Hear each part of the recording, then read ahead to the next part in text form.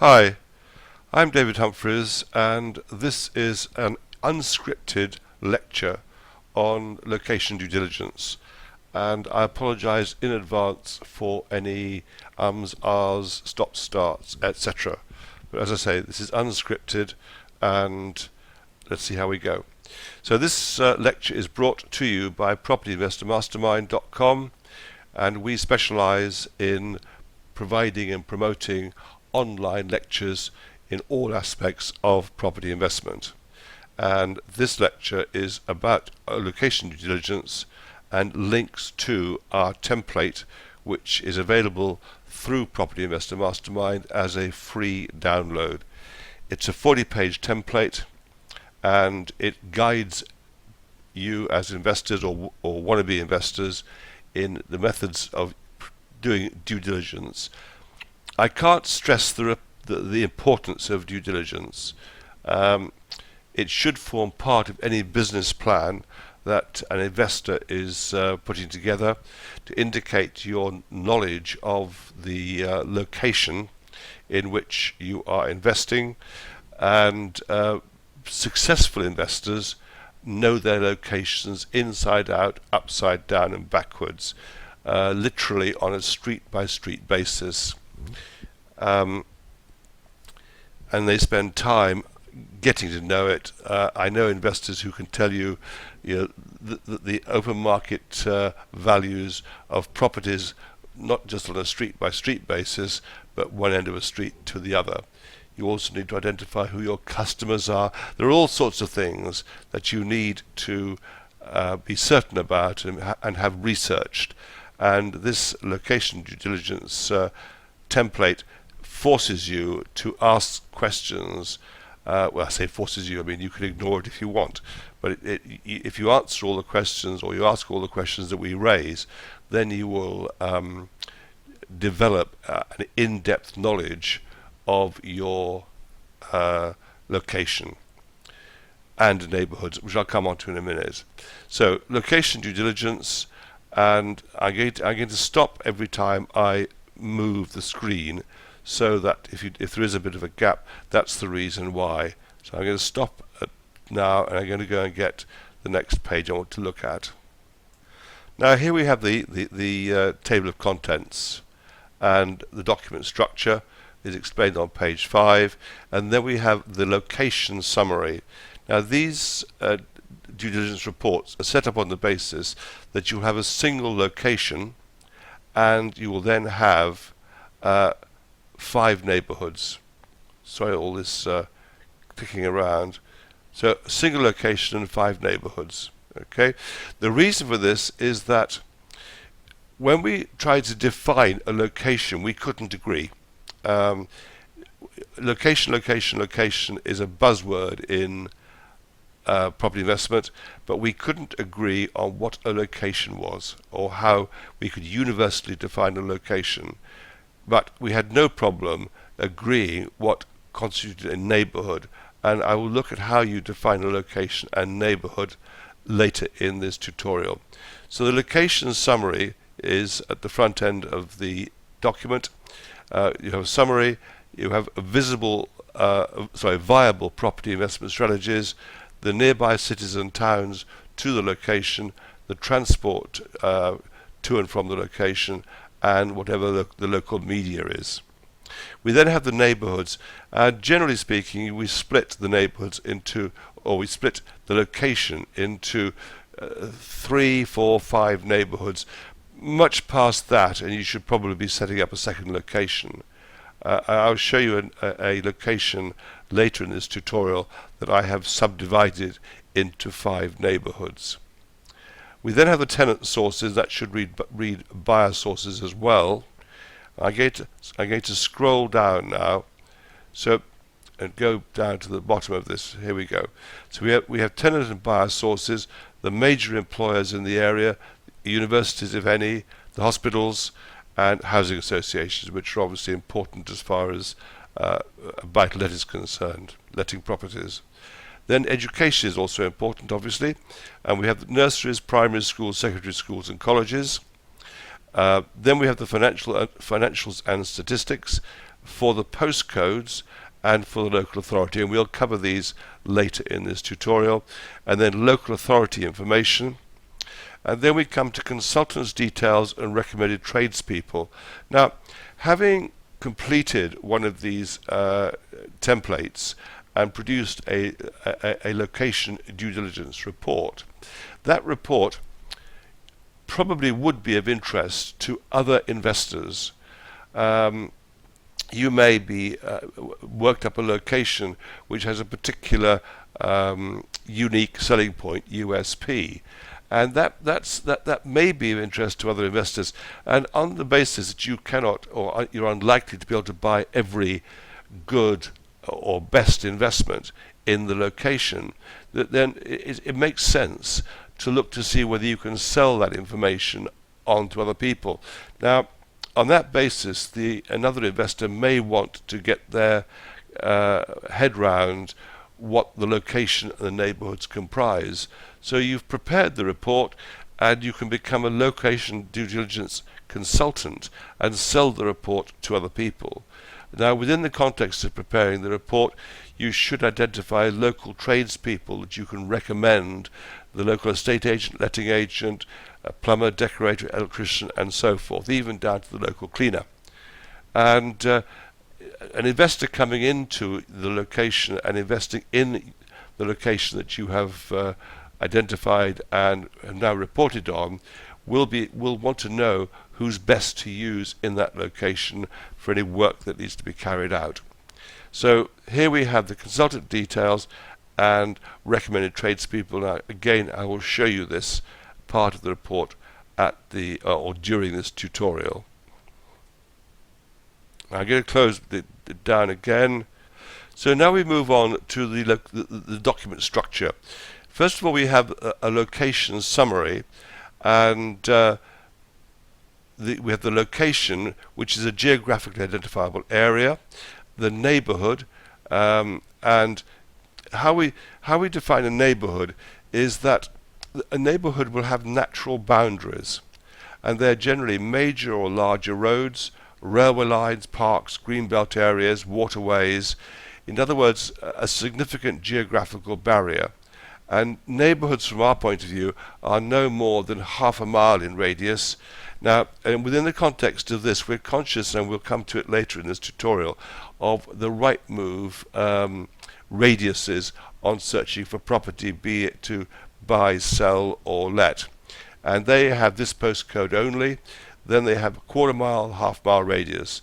So we're working along with other defined sources of due diligence, and obviously Rightmove is one such source.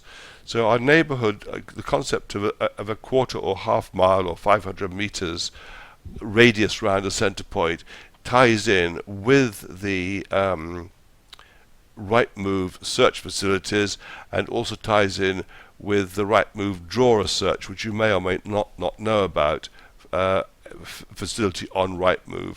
And then we go across to Google Maps, but I'll show you all that later in this tutorial. In any event, a location is a geographical area. It may be a city. Well, it may be part of a city. I'll show you again later in the tutorial. I'm going to stop saying I'm going to show you again later. I'm just going to carry on. I've got, for example, North Oxford, which is part of Oxford. I've then got Wandsworth, which is a borough in London, and I've got Tonypandy, which is a small town in the Rhondda Valley. Now, each of those locations split down into a number of neighbourhoods, and then we need to go to postcodes because the financial information, because it is postcode generated, often by the first half of the postcode and the number portion of the second half. For example, OX28 asterisk will find information out about the OX28 area or OX2 location, but the OX2 location may not fit in with the smaller location of North Oxford, but you need to go to postcodes for certain aspects of information. So just to scroll down, the neighbourhood and postcode. This section drills down into the market forces in one neighbourhood. A report will cover several neighbourhoods within the location depending on the local circumstances. In city locations such as London, Oxford or Birmingham, a lot of factors will be at work in a relatively small geographical area. For example, you may have local authority housing across the street from Victorian terraces or housing association properties round the corner from mansion blocks. Tenant sources become important, and here we've got the employers, hospitals, universities, housing associations, and so forth. At least 3 may have their own criteria for landlords. Anyway, we then get into education, and as an investor, this section will give you some idea of the demographics of the location, and we have links to Ofsted reports where available. We then look at the financial and statistics. These are organised by postcode and local authority, and you will find current property values in the location, rent values, typical yields, etc. And then we have local authority information, and this section gives you a summary of the relevant policies of the local authority responsible for the neighbourhoods, discussed in detail in this report. Okay, so that is the document structure. That's the document structure, which, as I say, starts off as a template of 40 pages, and the more information you put in it, then the document extends in length. Okay, I'm going to move on again. The next page we come to is a page on completing the template, and this explains, I'm not going to go right the way through it, but this explains how you complete the template and what you're able to do. And as it says here, don't panic if something goes wrong. There's always the undo button at the very top of the ribbon, and if you get really stuck, then call us. Okay? The first main page you come to is the location summary, and probably this should be the last page that you complete, even though I think it's page 5, or is it 7 in the document. Anyway, we have the county, location, the postcodes of that location, and the location can have more than one postcode, and the neighbourhoods within it. And the neighbourhoods you identify by giving them a title: east this, west that, centre so and so, or a little suburb. I'll show you what later. I used to live in a suburb of Oxford called Cutslow. I lived in London in the Battersea area around, well, Clapham Junction, to be honest with you. So you identify it using a local name that is understandable by people who live in that locality. And in each case, you've got help notes in completing this template, telling you what information you need to be putting in. And where relevant, there are links to relevant websites. We've included those. So location summary. Now the summary is your description of the summary. Okay, so in your words, you describe the location, the pros and the cons for that matter. Don't leave out the bad side. Don't just include good side in it. You want this report to be as truthful and honest, warts and all, as possible. Okay. We then go into the viable investment strategies, and here you're looking at the lettings, and there are family rentals, and this may be the postcodes or the streets where family rentals happen. If you have a location which has a lot of HMOs, for instance, which I'll come to in a second, then families are not attracted, generally speaking, to living sort of cheek by jowl with HMO students or professional sharers. So you can have location within the location, or rather within the neighbourhood, and we're talking, well, both location and neighbourhood, you can have literally streets which are more suitable or are more populated by a certain type of tenant.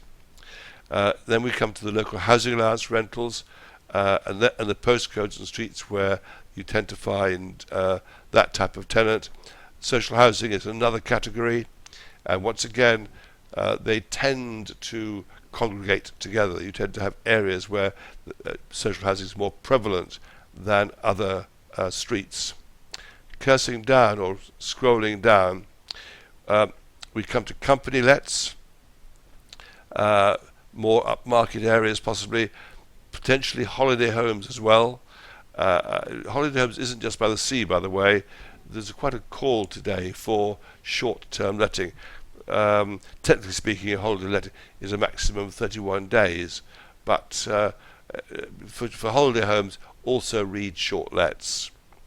We then come to houses of multiple occupation, which is very definitely a niche area. And once again, student HMO and postcodes for the students, key worker HMO, they're different to students, and the postcodes for key workers, and then we come to professional HMOs and the postcodes. And each of these three are different niches as part of the HMO type of investments, and you need to split these up. There's no point in just lumping HMO together. They will have different requirements, they will have different expectations as customers of yours, as tenant customers. They will probably have different rents and different values. So you need to really drill down when doing your due diligence to very, very small areas, very small niche areas. And then we have the capital gain strategies. If you are investing for capital gain, then there's two opportunities here. Forced appreciation, where you are buying properties which are distressed and fixing them up, and then selling them or letting them, for that matter. Anyway, you're going for gain rather than purely for income. HMO tends to be more of an income generator, and capital gain takes a bit of a back foot. Whereas a capital gain strategy, you buy, fix up, and then let to a family, or maybe an HMO. But it's a definite strategy. It's the key to your strategy rather than part of it. And then you have a flip strategy where you're intending to buy with the intention of selling on, and again buying a distressed property and fixing it up, you have more chance of making a profit than simply buying a property and selling it. We then look at the nearby cities and towns. You need to identify them, where they are, how far they are away, how long it takes to get to them. Because anybody coming in looking at your report, and there could be a lender, it could be a joint venture partner, there's a whole variety of uses for these reports, wants to know more than just the little town or the little village that you're thinking of investing in. Because this is a long-term investment, and the viability of the investment depends on a lot of factors that are outside of the immediate area in which you're investing. So I can scroll down again. So transport comes into it, very important part of it. What's the motorway links? And again, talking about motorways as an example, don't just put in M4 5 miles away. I know, for instance, that the M4 running out of London going north and south for that matter, but north, particularly at the weekends, is just chock-a-block. And almost, I would say, avoid it, because there's so many people on it who are driving up it who are weekenders, who are escaping from London for the weekend, and it gets very, very heavy traffic. Likewise, airports. Say how long it's going to take to get to the airport. Is it a 20-minute drive? Is it half an hour, 2 hours? And then you want to include in also seaports, taxis, rail and buses. And with the buses, again, include commuter buses. So talking about Oxford again, how far does it take to get from Oxford to London and back, Oxford to Heathrow, Oxford to Gatwick, and so forth. Now, we've now reached 20 minutes on this tutorial, and I haven't even got a fraction of the way in yet. So I'm now going to stop this tutorial, and move on to a part 2 of the tutorial. So I'm going to be delivering this tutorial in 20-minute chunks. So we're going to finish at transport. We will open up part 2 with transport again. But in the meantime, I hope you've enjoyed what you've heard so far, and I look forward to seeing you in part 2. So this is David Humphreys signing out of part 1. Thank you for listening.